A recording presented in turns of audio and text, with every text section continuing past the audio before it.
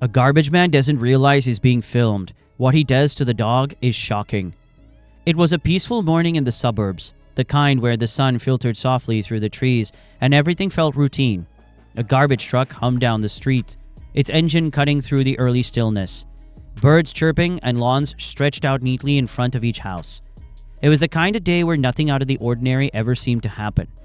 Mark, the garbage man, worked his usual route. In his early 50s, he was a quiet man who had done this job for years.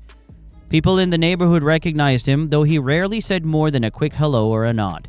His movements were precise, efficient, and he didn't waste time. As he stopped in front of Mrs. Thompson's house, he didn't notice the small security camera mounted on the front porch. It wasn't something he paid attention to. It had always been there, silently recording everything in his view. Today, though, it was capturing more than just a routine trash pickup. In the front yard, a golden retriever named Buddy sat watching the street. Buddy was the neighborhood favorite, always wagging his tail and barking joyfully at anyone who passed.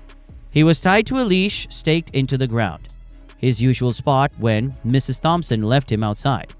Today she wasn't home. Buddy waited as he always did for someone to come by and give him attention. Mark got out of the truck and began his work, throwing the garbage into the truck with practiced ease. Buddy, noticing Mark, barked excitedly, his tail wagging like crazy. Normally, Mark would just give a wave and move on, but today he stopped for a moment. His face looked different, more serious, like something was on his mind. Welcome back to PlotTwister. Before we unravel today's mystery, don't forget to like, subscribe, and click the notification bell so you're always in the loop. Buddy's barking grew louder, more insistent, pulling against the leash. Mark, with one last glance around the street, hesitated. For just a second, he looked toward the house, then back to the dog. But still, he hadn't noticed the camera quietly watching from its perch. The sound of Buddy's barking echoed in the otherwise quiet morning. As Mark took a small step toward the dog, something about this moment felt different, though no one, not even Mark, could predict what could happen next. Mark stood in front of Mrs. Thompson's house feeling a sense of unease. Buddy's barking had changed. It wasn't the happy, playful bark the dog was known for. Instead, it had an urgency that made Mark pause. He took another step toward the dog, eyes scanning the quiet streets, unsure why he was lingering. This wasn't like him. Then, without warning, Buddy lunged forward. The leash that was always holding him snapped and sent the dog bounding towards Mark. The dog's sudden freedom caught him off guard, and for a moment, Mark stood frozen as Buddy ran circles around him, barking loudly. The sound echoed through the neighborhood, but no one else seemed to notice. Mark knelt down trying to calm the dog, though it was clear he wasn't used to handling animals. Buddy kept barking and pulling at Mark's shirt, nudging him toward the house. Mark fumbled with the broken leash, trying to gather it in his hands, unsure of what to do. Buddy wasn't aggressive, but his frantic energy felt overwhelming. Mark glanced around again, still not realizing the camera on the porch was capturing everything. From across the street, Mr. Garcia, a neighbor, noticed the commotion. He paused, narrowing his eyes at the strange scene. Mark wasn't someone who typically interacted with pets, let alone spent this much time outside any house. Why was he still there, and what was wrong with the dog? Buddy jumped up on Mark again, almost knocking him off balance, still pulling toward the house. Mark sighed, struggling to keep his grip on the leash while avoiding Buddy's excited paws. He wasn't sure if he should walk away or stay, but the dog's behavior was too erratic to ignore. A sense of tension filled the air. Everything about this moment felt wrong, but Mark wasn't the kind of man to make a fuss. He finally managed to gather the leash in his hands, but Buddy wouldn't stop.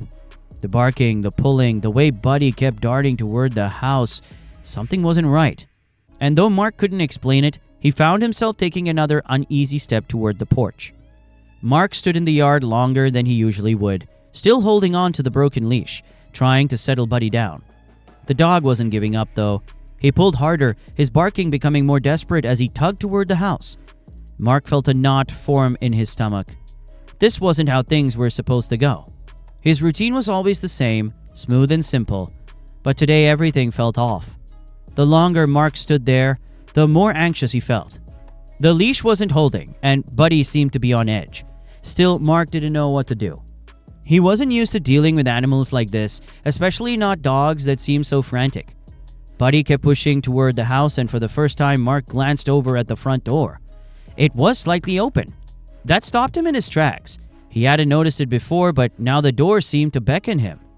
Mrs. Thompson's door was always closed when she wasn't home. She was careful about things like that.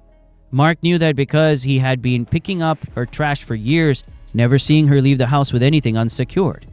But here it was, just cracked open enough to feel wrong. Buddy barked again, this time moving toward the door, pulling Mark with him. The air felt heavier, like something was about to happen, but Mark wasn't sure what. He stood there for a moment, unsure of what to do next. The calm neighborhood around him suddenly felt distant, like he was in his own little world with Buddy and that cracked door. Across the street, Mr. Garcia kept watching. He didn't know Mark well, but he knew enough to sense this wasn't normal. He stepped outside, watching more closely, but didn't call out. He too felt the strangeness of the moment, unsure whether to intervene. Mark stared at the door, heart beating faster now. There was something inside and Buddy knew it. That much was clear. The dog hadn't stopped pulling since the moment he got loose. Mark, still holding onto the leash, felt himself being pulled along, step by step, toward the house. And whatever was behind that half-open door, Mark took a deep breath and stepped onto the porch. Buddy still pulling him forward. The door creaked as it swung open further, revealing the dim interior of Mrs. Thompson's house. His heart racing. He wasn't supposed to be here, but something wasn't right. Buddy barked again with more urgency now, and darted inside, pulling the broken leash from Mark's hands. Inside the house was unusual quiet. The shades were drawn, casting long shadows across the living room. Everything seemed untouched, and there was a heaviness in the air that made Mark's skin prickle. He called out to Mrs. Thompson by her name, and there was no response. His voice echoed slightly, adding to the eerie stillness. Buddy ran ahead and headed towards the back room, his nails scratching the hardwood floors as he went. Mark hesitated for a moment, unsure whether to follow, and then he heard it. A faint noise like someone trying to speak, but too weak to be heard. His stomach dropped. Buddy was now barking wildly, scratching at a door at the end of the hallway. Mark, his heart pounding, rushed toward the sound. He reached for the doorknob, pushed the door open, and there she was. Mrs. Thompson lay on the floor, her face pale, her hand outstretched as if she had been trying to reach something. She looked fragile, her breathing shallow, and her eyes fluttered, open just enough to see Mark. She tried to speak, but only a whisper came out. She had clearly been lying there for some time, unable to move, too weak to call for help. Mark dropped to his knees beside her.